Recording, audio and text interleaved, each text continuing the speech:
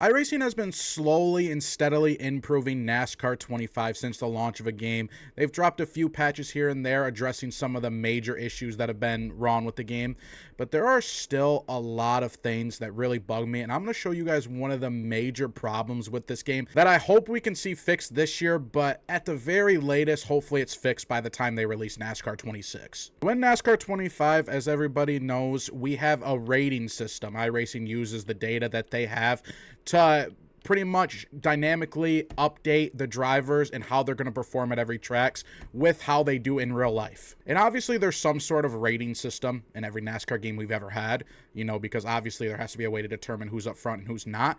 But I think there's some sort of fundamental problem with the way the AI is coded and the way the ratings work in this game, because you see these same people up front in every single race, no matter what. Now, just to be clear here, obviously this isn't something that's game-breaking. This probably isn't at the forefront of their minds, but it's very frustrating to me, someone who likes playing season modes and playing career and likes having, an immersion of a real race, and I like being able to have a point standing and, a playoff that, is interesting and maybe something shocking can happen, and it just doesn't. It never does. If you run at any speedway in this track, Kyle Larson, William Byron, Denny Hamlin, all the same guys are always going to be up front, and it makes it kind of boring in my opinion. I want to show you all a clip from one of my NASCAR Heat 5 videos on my YouTube to show basically how this can work. So you see at the stories of the race in NASCAR Heat 5, Jeff Green, my camera's blocking it, but basically it said Jeff Green has been dominant all weekend.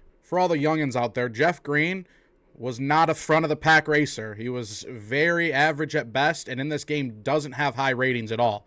You can see, even though in the points he's somewhere in the 20s, he just has this race at Darlington where he is running top 3 more than halfway through the race. He just has a fast car. Basically, the point of showing that is that it's possible to have, ratings, but also have some variables like real life where one race, Justin Haley might just have a really solid car and come home in 7th place.